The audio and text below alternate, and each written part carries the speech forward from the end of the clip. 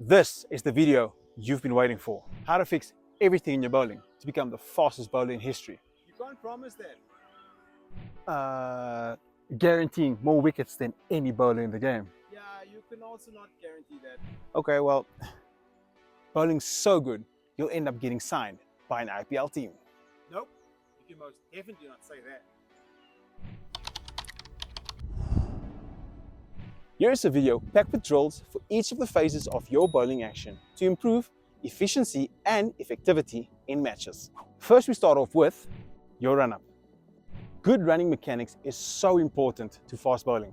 The first drill is very basic, but very effective when we look at unlocking efficiency to build momentum towards the crease. Running over hurdles. Set up a row of hurdles in a straight line with the spaces between the hurdles increasing progressively. The spaces need to increase due to the gradual build of momentum throughout the whole run-up. Start the running sequence over the hurdles with the main focus on slight forward torso lean, good knee and arm drive forward, and maintaining a stable head throughout the sequence.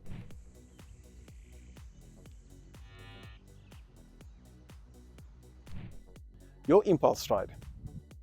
This phase, also known as the gather, is sometimes overlooked as it is one of the main links that basically merges the run-up with the bowling action in the crease. Gather onto a trampoline with weight plates. Place the trampoline in the bowling crease. Hold a light weighted plate in each of your hands. Start the impulse stride sequence by taking off from your bowling foot onto the trampoline with the main focus on your tray leg and your arms driving forward, a swift and sharp transition in the air to prepare the trigger position, and stabilizing the back foot impact position the moment your foot touches down on the trampoline.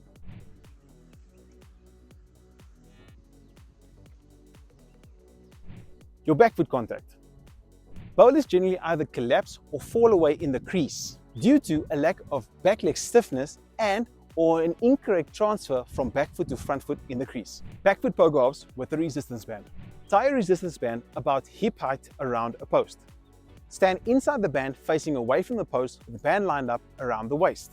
Raise your bowling leg and your arms into the trigger position and start the sequence of the pogo half on the opposite leg with the main focus on tendon stiffness of the working ankle with minimal knee flexion and keeping the rest of your body in the trigger position throughout the whole motion.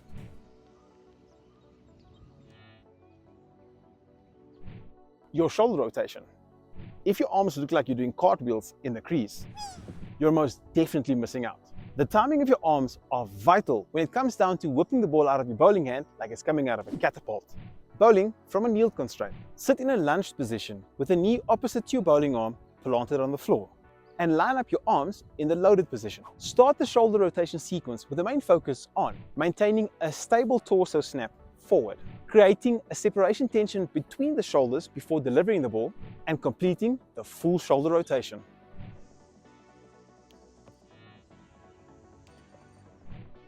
Your wrist snap. The consistency of a good seam presentation at point of release is very dependent on a stable and specific wrist snap. Wrist flicks.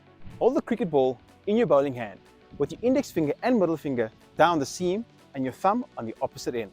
Place your opposite hand underneath the elbow of the bowling arm to brace the arm and flex your wrist backward. Flick the ball forward from this position with the main focus on your fingers pulling through the center of the ball and maintain a stable full range flick to present a balanced seam. Your front foot contact. A solid, stacked and firm front foot impact at moment of release in the crease is vital. With plenty of debate around a straight or a bent front knee, it is important to have the ability to block and brace the front knee, as all the forces generated from the start of the run-up needs to be efficiently transferred over the front foot. Med ball slam from front foot contact. Line up in the crease in a staggered stance. Bowling foot in front, of course, while holding a medicine ball over your head with straight arms. Snap through your action, slamming the medicine ball forward with the main focus on maintaining full extension of the arms throughout the whole movement, pulling your whole body over your front leg, and most importantly, emphasizing an explosive burst of power over your front foot.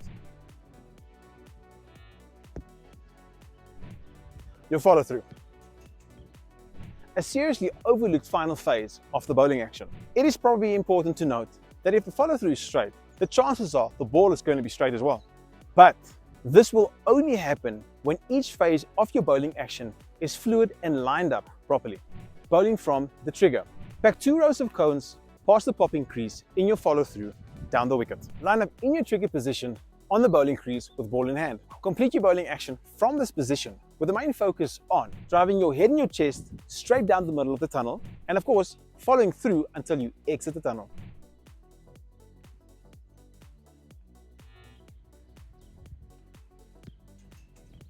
Finally, bringing everything together, we move to your complete action.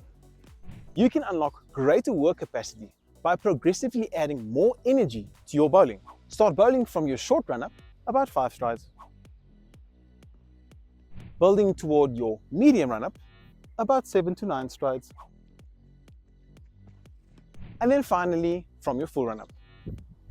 That one differs from bowler to bowler.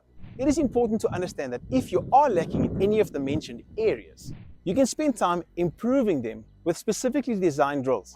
This channel's got plenty of them.